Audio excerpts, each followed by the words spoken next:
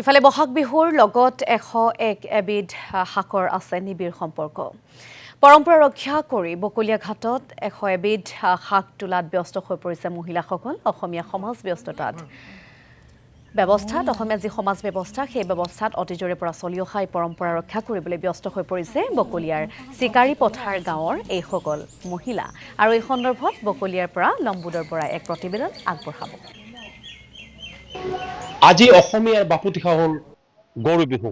এই গৰু বিহুৰ দিনাখনেই সমগ্ৰ ৰাজ্যৰ লগতে বকলীয়া ঘাটতো উলহ মালহে উদযাপন কৰিছে গৰু বিহুৰ যি গা ধুওৱা পৰ্ব সেয়া ইতিমধ্যে শেষ হৈছে।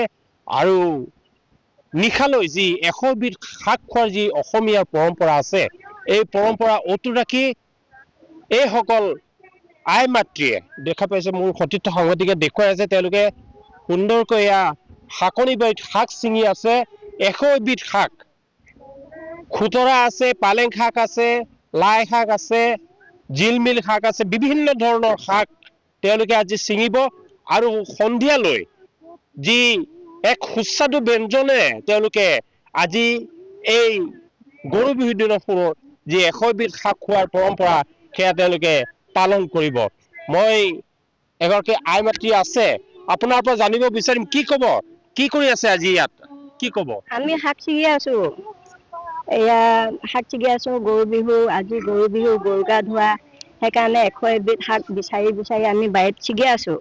আজিকালি সাৰ পানী দিয়া শাক পাচলি নহয়, সেইকাৰণে আজি পাবলৈও টান। এই য'তে ত'তে আমি এনেকে গোটেই মহিলাই লগ খাই আমি শাক বিচাৰি ফুৰিছো গৰু বিহুৰ দিনা খাবলৈ। কি কি শাক ছিঙিলে এতিয়া? খুতুৰা শাক, কিবা ঢেকীয়া শাক, আৰু লফা পাত, এই টেঙেচি পাত, এই হেৰি কিবা জিলিমিলি। আচ্ছা, আজিকালি যি 100 বিধ শাক খোৱাৰ পৰম্পৰা আপোনালোকৰ দিনত আৰু আজিৰ দিনত কেনেকুৱা দেখা পাইছে পাৰ্থক্যটো? আমাৰ দিনত অকমান বেছি আছিলে, আজিকালি দিনত অলপ কম আছে। আজিকালি বোৱাৰী জীয়াৰীবিলাকো ইমান এটা চিনি নাপায়।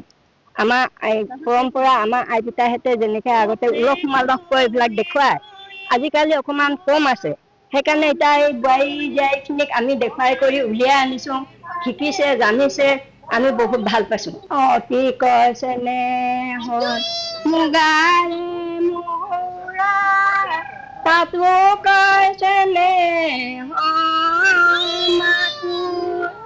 তাতো কৈছে নে বহাগৰ বিহুটি, নে নাচি কেনে কৈ থাকো।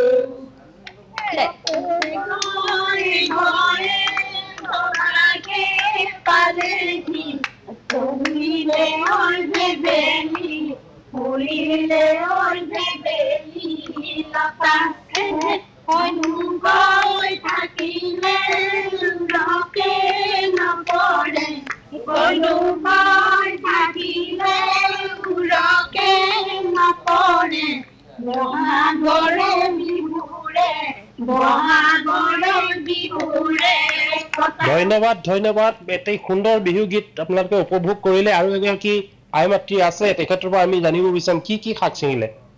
হয়, আমি লাও শাক ছিগিলো, মাটি কাটৰি ছিগিলো, আৰু জিলিমিলি, কণ বিলাহী, তিতা কেৰেলা, তিয়হ, গোটেইখিনি আমি ছিগিলো। বিহু বুলি আমাৰ এইটো পৰম্পৰা। এনে প্ৰস্তুতি কেনেকুৱা বিহুলৈ? প্ৰস্তুতি ভালেই চলিছে। আমি পুৱাই উঠি মাহ হালধি আৰু তাত তেল দি আমি যি শাক আমাৰ আমি অতীতৰ পৰা দেখি আহিছো, জন্ম হোৱাৰে পৰা, সেইখিনি আমি নিয়মখিনি কৰিলো, গৰু গা ধুৱালো। আজিকালি প্ৰায় অকণমান অসুবিধাৰ কাৰণে কিছুৱে ধৰা নদীলৈ নিয়ে, কিছুৱে ধৰা নিজৰ ওচৰ চুবুৰীয়াতে এনেকে ধুৱায়, আমিও তেনেকেই কৰিলো। আৰু লাও থেকেৰাৰে আমি ইজনী সিজনীক সেনেকে মাহ খা, লাও খা, বেঙেনা খা, থেকেৰা খা, বছৰে বছৰে বাঢ়ি যা, তেনেকে কৰো এই শাকখিনি ধেমালি ফূৰ্তিৰে। তাৰপিছত আমি এইখিনি এতিয়া দুপৰীয়াই বনাম, আমি এতিয়াই বনাম, দুপৰীয়াই বনাম। আৰু কিছুমানৰ যোগাৰ নহলে ৰাতিলেও খায়। বকলীয়া ঘাটৰ পৰা আমাক কিছু পৰিৱেশ দেখুৱালে আমাৰ সাংবাদিক লম্বুদৰ বৰাই।